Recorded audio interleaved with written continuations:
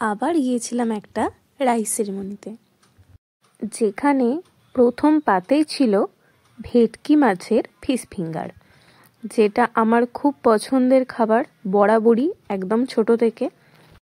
তারপর ছিল কচুরি আর চানা পনির। চানা পনির আমার বরাবরই ভালো লাগলেও কচুরি বা লুচি এই জাতীয় জিনিসগুলো আমার কোনোদিনই পছন্দের নয়।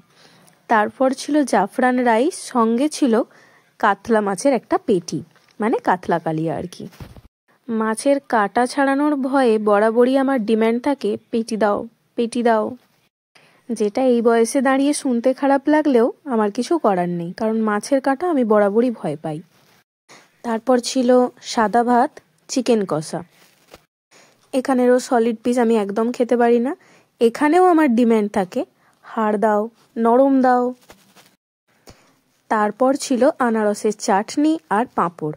আনারসের চাটনি আমার মায়ের হাতের ছাড়া অন্য কোথাও আমার ভালো লাগে না, যদিও এখানে ঠিকঠাকই ছিল।